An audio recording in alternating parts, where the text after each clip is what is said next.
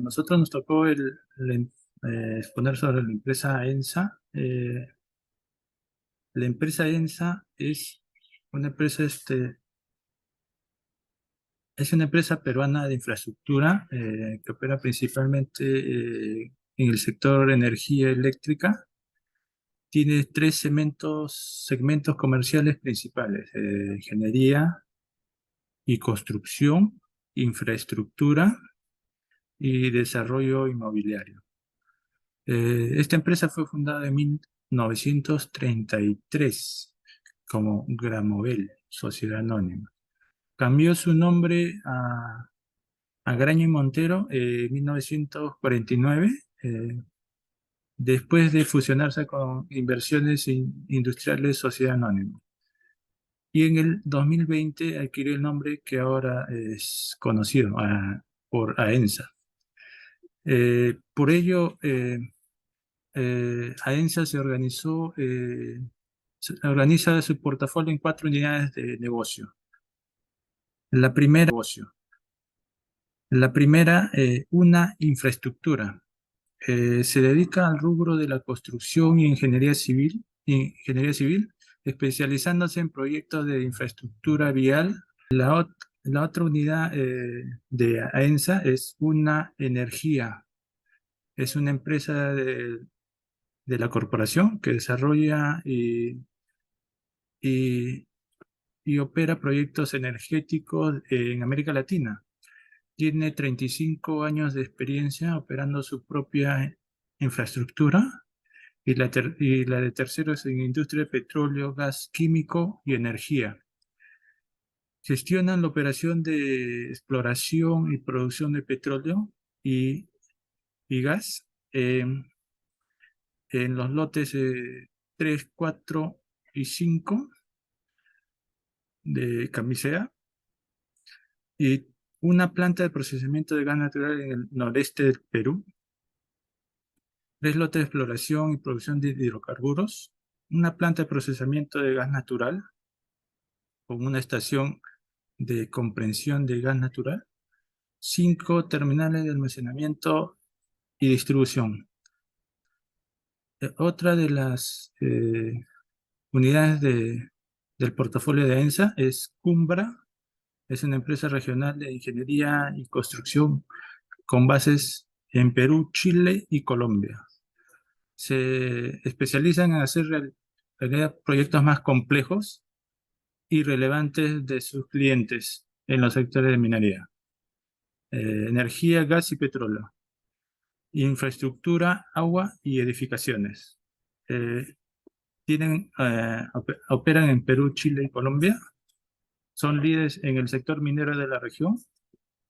Otra de las unidades de AENSA es Viva Perú, una empresa del grupo AENSA dedicada a la promoción y gerencia del proyecto inmobiliario.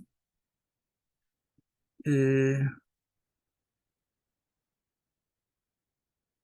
se dif- Tienen valores de cumplimiento, calidad y seriedad. Desarrolla inmobiliarios residenciales, son los más grandes del Perú, líder en el desarrollo de vivienda social sostenible y negocio de lotes industriales. Bueno, esa sería eh, una de los diversos unidades de AENSA, ¿no? Que son 4.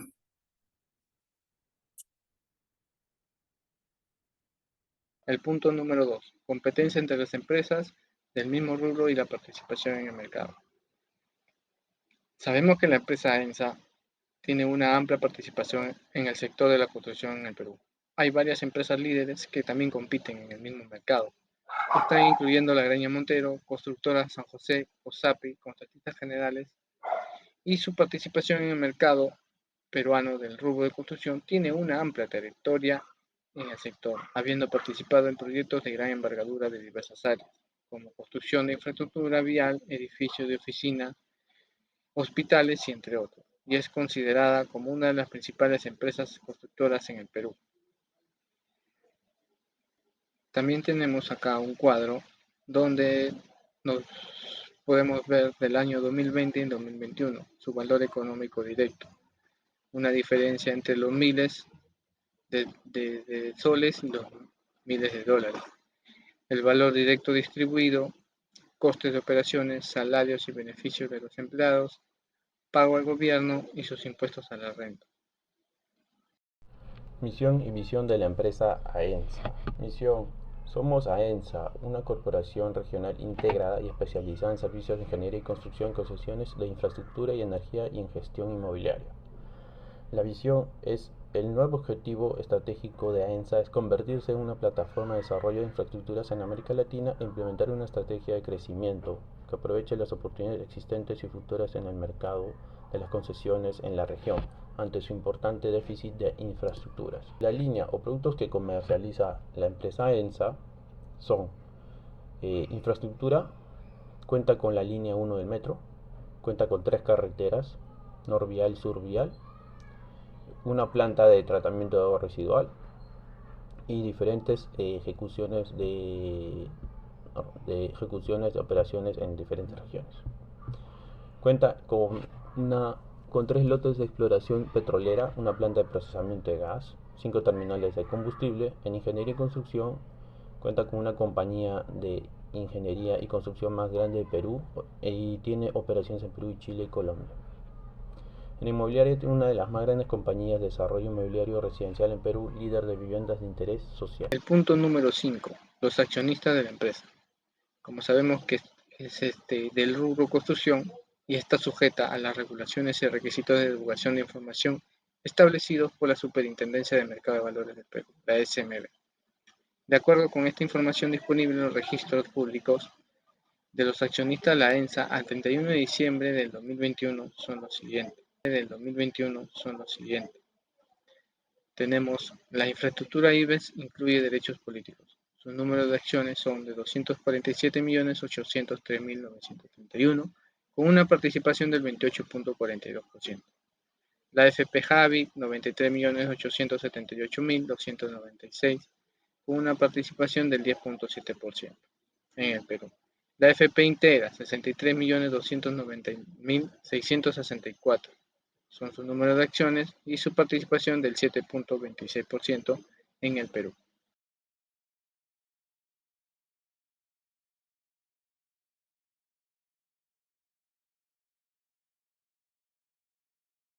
A mí me toca hablar sobre el indicador de matrices o subsidiarias. AENSA, aparte de ser una empresa, es un grupo que anteriormente ya era Graña y Montero. AENSA es la matriz de la corporación, la cual está conformada por 3 subsidiarias, que son la empresa Cumbra, Una y Viva. Y dentro de ellas hay diferentes empresas que se dedican a la prestación de servicios de infraestructura, energía, inmobiliaria, ingeniería y construcción. Número 7. Normas de contabilidad aplicables a dicha empresa. Breve explicación y cómo afecta los estados financieros. Bueno, según lo visto en clase, el Plan Contable General Empresarial PCGE es el conjunto de normas contables que establece los principios y criterios de la contabilización para las empresas de nuestro país. La empresa ENSA sigue estas reglas contables establecidas por este plan contable para la elaboración de sus estados financieros y se dividen en 3 grupos.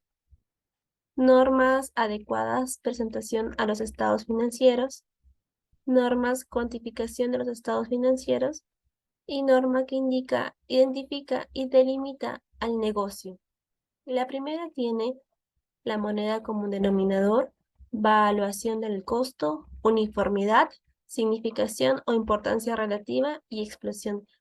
Veamos el primer punto, que es la moneda común denominador. La moneda común denominador en la empresa AENSA refleja el patrimonio a través de un recurso que se utiliza para simplificar los términos en que se llevan las cuentas. Esto se debe realizarse en una sola moneda.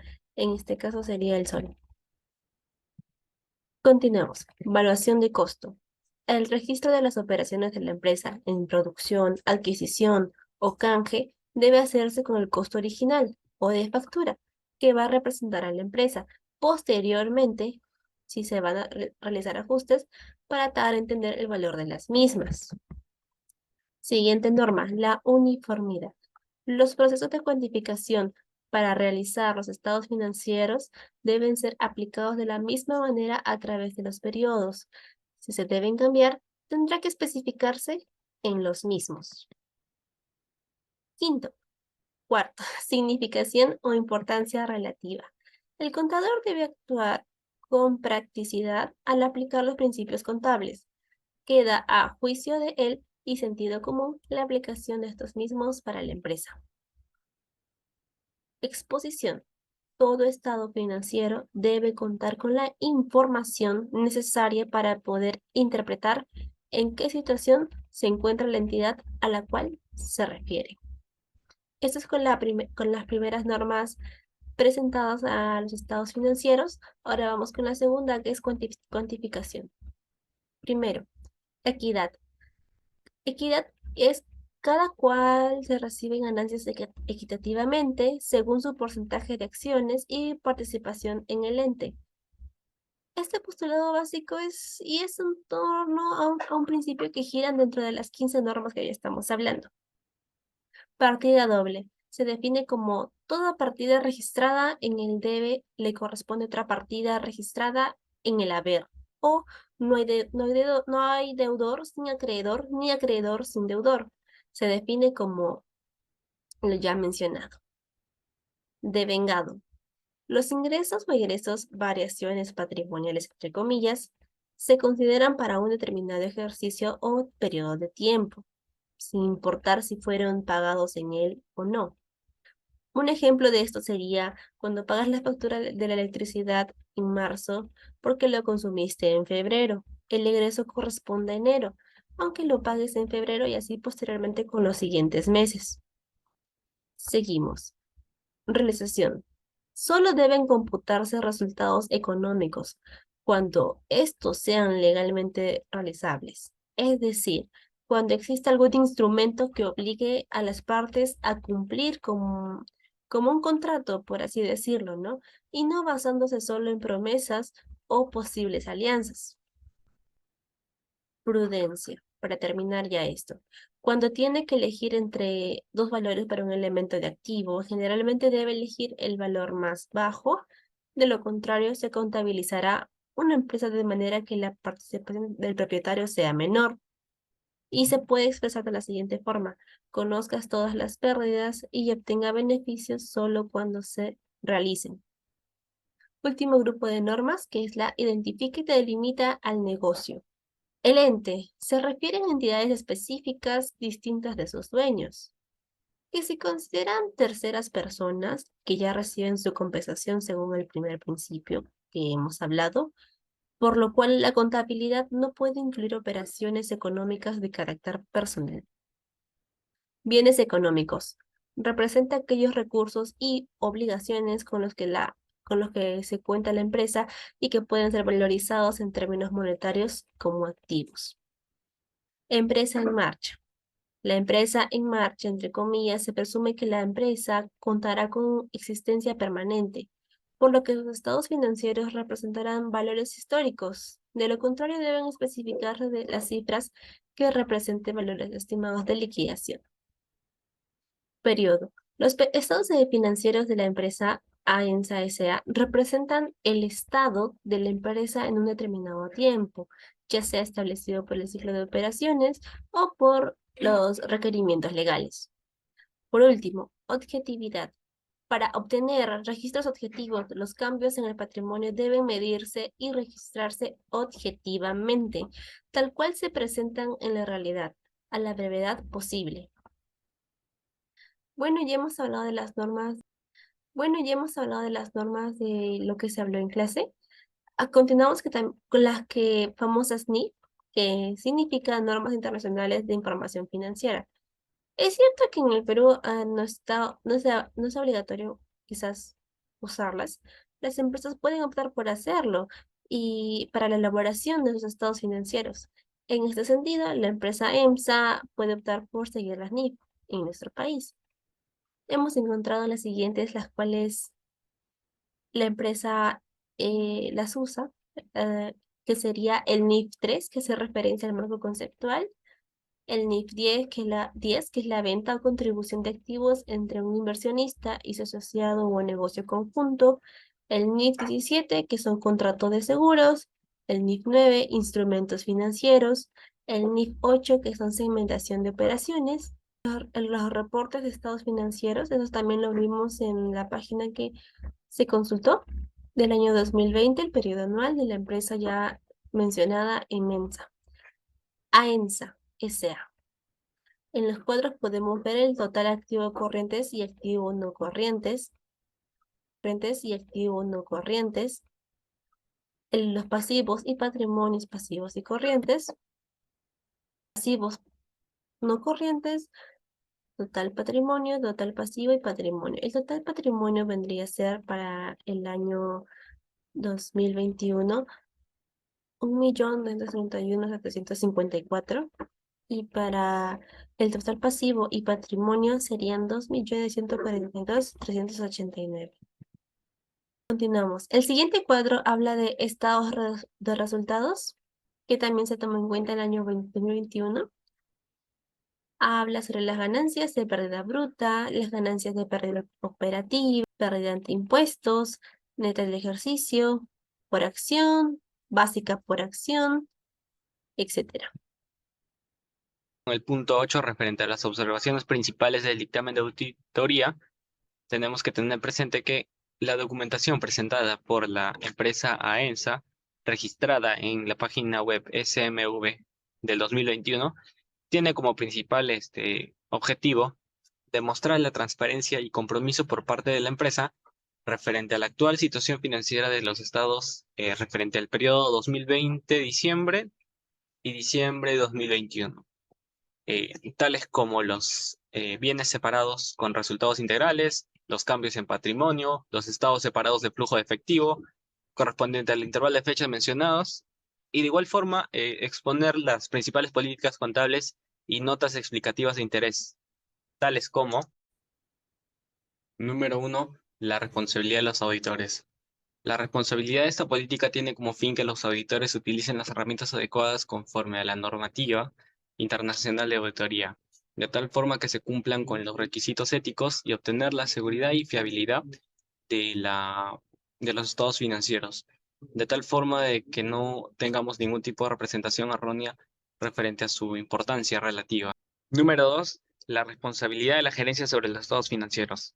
La gerencia reafirma su compromiso para la presentación oportuna de los estados financieros, cumpliendo normas internacionales emitidas por el International Accounting Standard Board, a fin de dar presentación razonable de los estados financieros de los libros contables para definir y sobrellevar los posibles errores de importancia relativa, ya sea como resultado de un posible fraude o error.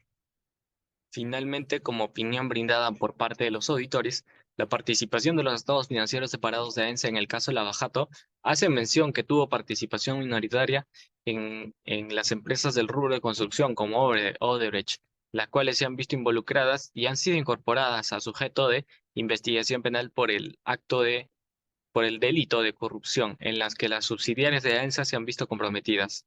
Finalmente, los estados financieros separados de AENSA reafirman el cumplimiento con los requerimientos legales vigentes en el Perú, y estos mismos reflejan el valor de sus inversiones en subsidiarias, medidas por su participación patrimonial y no sobre sus bases consolidadas. Bueno, continuando con la exposición, continuamos con el punto número 9. Debe calcular los ratios de liquidez, solvencia y rentabilidad y su interpretación de los periodos 2021 y 2020. El ratio de liquidez se refiere a la capacidad de una empresa para pagar sus obligaciones a corto plazo con sus activos líquidos. Es un indicador financiero que mide la capacidad de una empresa para cumplir con sus compromisos financieros a corto plazo. Esto se utiliza más para evaluar la salud financiera de una empresa.